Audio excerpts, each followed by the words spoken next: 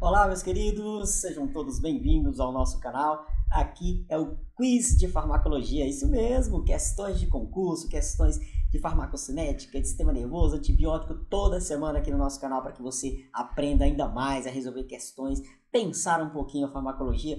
E aí, vou te apresentar algumas interações, algumas reações, eu vou estar aqui acompanhando cada questão, vou fazer um comentário da resposta correta para que você possa entender e aprender e nunca mais errar essas questões se cair em alguma prova, ou você da escola, quando eu falo da escola, é o meu querido aluno aí da graduação, da escola, aprenda a resolver questões de concurso. Então, vamos para as questões do nosso quiz de farmacologia. Esse é o nosso quiz de farmacologia, vamos começar aí por todas as classes, começando pela introdução à farmacologia com 5 questões, claro, com comentário, e aí vai ficar muito mais fácil. Mas antes disso, você que não é inscrito no nosso canal, já se inscreve, meu querido, para que eu possa te ajudar a responder questões de concurso. E olha, já ativa aí o sininho para que você possa receber notificações de várias outras aulas que vão estar sendo postadas aqui, inclusive essas de questões de concurso. Então fique esperto, já ativa o sininho para todas as nossas aulas, para que você possa ser avisado. Fique esperto. Então, sem mais delongas, vamos às atividades. Então eu vou dar um tempinho em cada questão para que você pense, já pegue seu caderno, faça suas anotações e vê quantas que você acertou. E olha, vou trazer questões daquelas que uma errada anula uma certa. Olha que interessante. Questões aí que eram do CESP, do SEBRASP, várias questões de concurso também, de maneira que você possa aprender. Então vamos lá. Primeira questão a gente vai trabalhar aqui. Mas antes disso, eu quero te mostrar como que a gente trabalha isso. Olha uma interação interessante entre o xarope de guaco, você conhece, hoje é distribuído até aí nas farmácias de manipulação dos municípios, né, através de chás e tal. Beleza, xarope de guaco versus a varfarina é a interação. O que isso é importante? Então vamos responder, eu vou te ajudar aqui. Assinale a alternativa que corresponde ao efeito que ocorre ao administrar a varfarina e o xarope de guaco concomitantemente. Então, pense um pouquinho, ó, é pela interação farmacocinética de distribuição, por competição pelas proteínas plasmáticas? É por interação farmacocinética de absorção, formando complexos insolúveis entre a varfarina e a cumarina? Lembrando, gente, cumarina é o princípio ativo que está presente lá no guaco, tá bom? É pela interação farmacocinética de metabolização, devido à inibição enzimática? É pela interação farmacocinética de eliminação por competição por filtração glomerular? E aí, qual será a sua resposta? Pensa um pouquinho.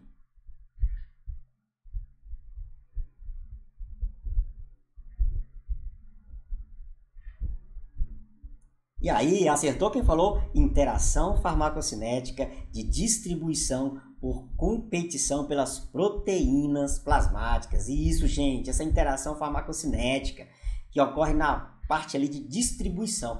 Tanto a cumarina quanto a varfarina têm propriedades anticoagulantes devido à similaridade estrutural com a vitamina K.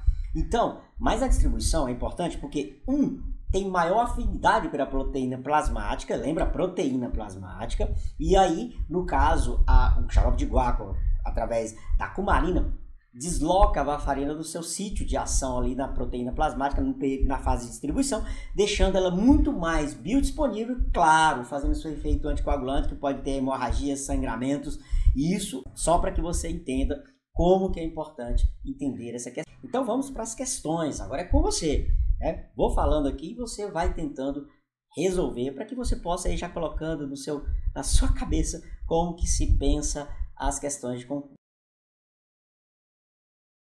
Próxima questão, e aí acompanhe o caso a seguir. Ó. Olha que interessante, nós temos aqui um paciente em uso de tetraciclina.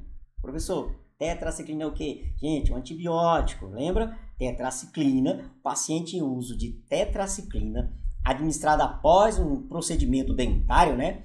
É muito importante isso. Sente dor epigástrica. O que é isso? É aquela dor no estômago. E resolve aí tomar um antiácido contendo sais de alumínio, magnésio. Olha que interessante.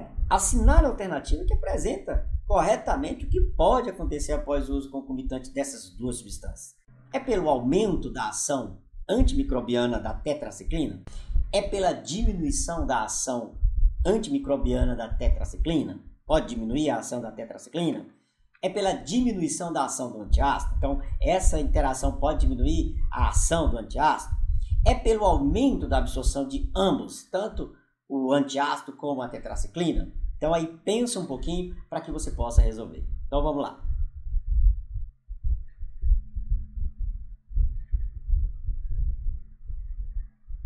É isso aí. Quem acertou, anota aí já a sua assertiva aí, diminuição da ação antimicrobiana da tetraciclina. Gente, a administração ao mesmo tempo de tetraciclina, que é um antibiótico muito importante, junto com o antiácido ou com o leite, o antiácido aí contendo sais de alumínio, cálcio, magnésio, pode levar à interação farmacocinética. Olha como a farmacocinética é importante, em que ocorre aquela ação, complexação, ou seja, um complexo insolúvel, a formação de um complexo insolúvel com a tetraciclina.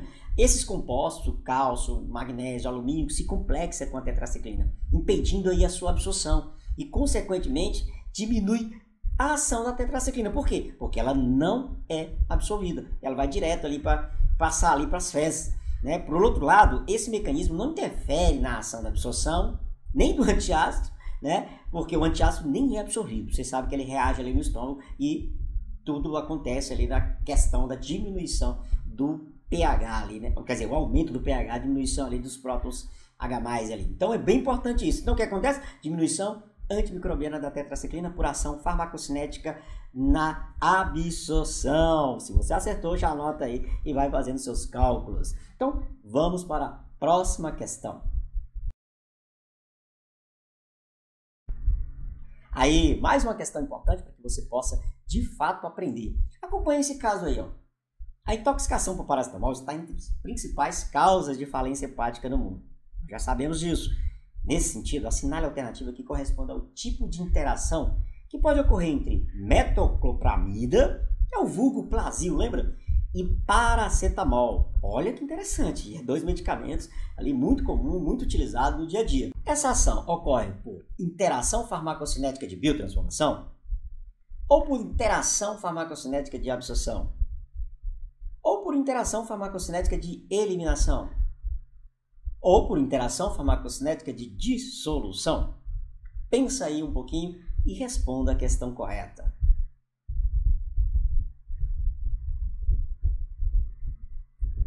Aí, a interação entre metoclopramida e paracetamol ocorre por interação farmacocinética de absorção.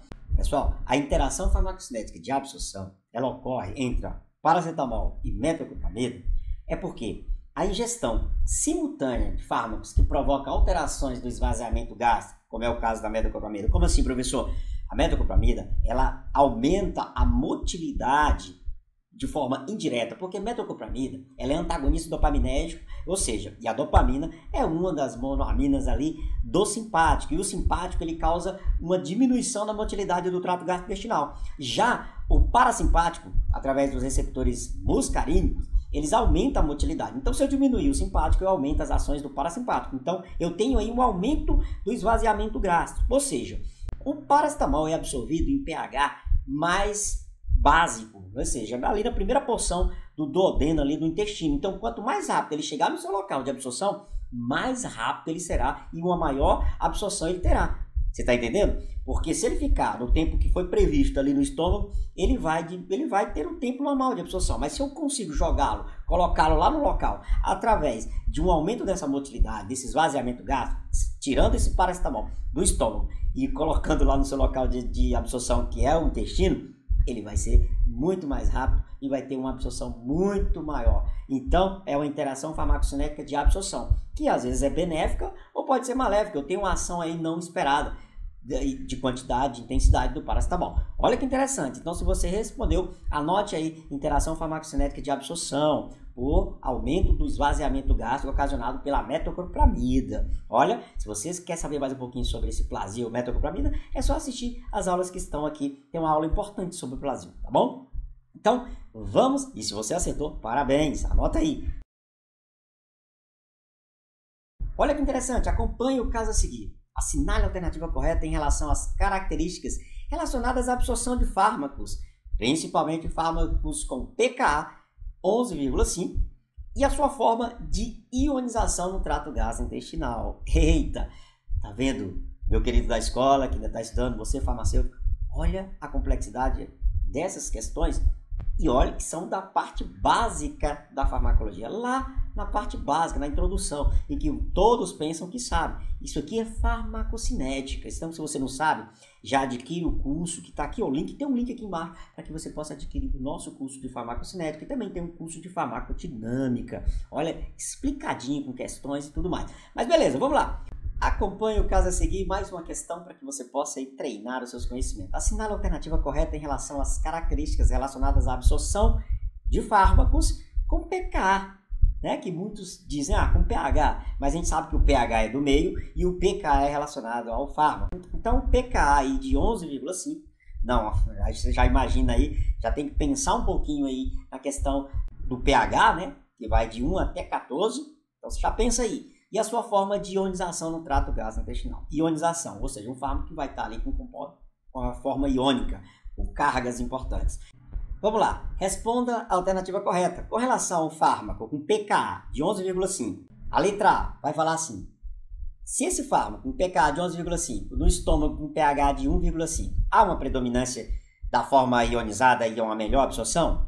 Com relação a esse fármaco de 11,5 com pKa de 11,5 no estômago com pH 1,5, há uma predominância da forma não ionizada e fraca absorção? Olha que interessante, esse mesmo fármaco no intestino delgado com pH 6, a predominância de forma não ionizada e melhor absorção? E no intestino delgado, ainda com pH 6, a predominância da forma não ionizada e fraca absorção? Então, qual será a resposta correta? Tá vendo? Farmacocinética, isso cai muito em questões de concurso. Pensa um pouquinho.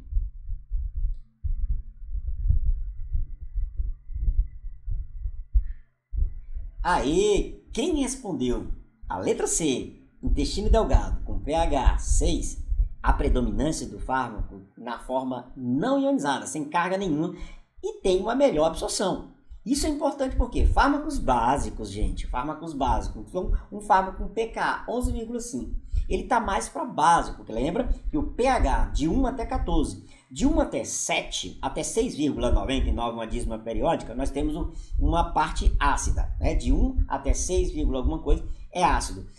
7 é neutro e de 7 ponto alguma coisa até 14 é básico. Então o fármaco tem uma característica mais básica, então a predominância dele é na forma não ionizada, sem carga nenhuma, senão ele não é absorvido. E uma melhor absorção, tá vendo? O seu conhecimento sobre farmacocinética vai te botar lá nas alturas, você vai ser um cara que vai responder questões todas aí de concurso e vai passar em concurso e vai ter sucesso.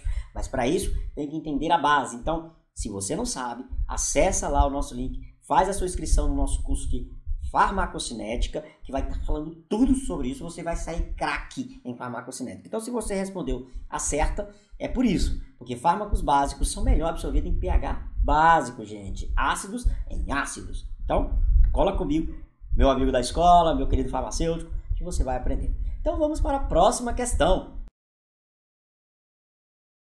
Acompanhe o caso a seguir, ó. Para alcançar o local de ação, a grande maioria dos fármacos precisa atravessar as membranas plasmáticas. São considerados mecanismos de transporte dos fármacos. Lembra, os fármacos nem sempre eles têm ali uma difusão facilitada e tal, e eles precisam de mecanismos para atravessar essas membranas. Elas não são tão permeáveis assim aos xenobióticos, aos fármacos. Então vamos lá. Para o fármaco alcançar o seu local de ação, a grande maioria dos fármacos precisa atravessar membranas. Então vamos lá. Essas características, né, são considerados mecanismos de transporte de fármacos. Difusão passiva de fármacos hidrossolúveis através de canal aquoso. Difusão facilitada por meio de proteínas transportadoras. Transporte ativo com gasto de energia. Ou todas as alternativas anteriores estão corretas? E aí, meu querido da escola, meu querido farma, qual será a alternativa correta? Pensa!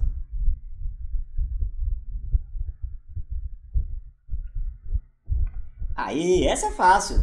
Eu acredito que você entendeu o processo, então todas as alternativas aí estão corretas. O fármaco que ele tem uma característica hidrossolúvel, é muito difícil dele entrar atravessar uma membrana que é lipo, que é gordura. Então, água e gordura não se misturam, então é difícil. Então, o fármaco que tem uma característica mais mais de água, ele atravessa por canais de água.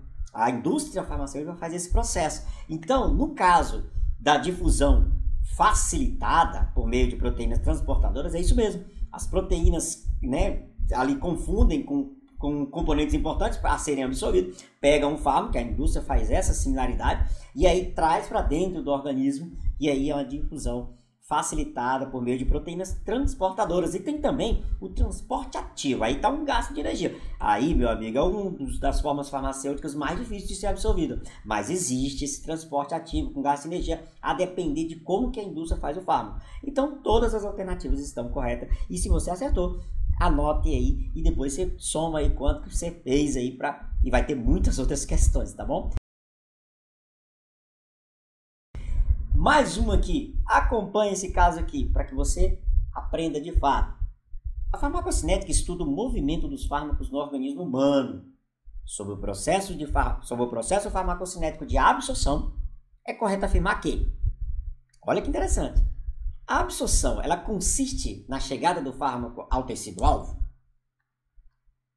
A absorção consiste na passagem do fármaco do local de administração para a corrente circulatória, para a corrente sanguínea? Consiste aí na passagem do fármaco do sangue para os líquidos intersticiais?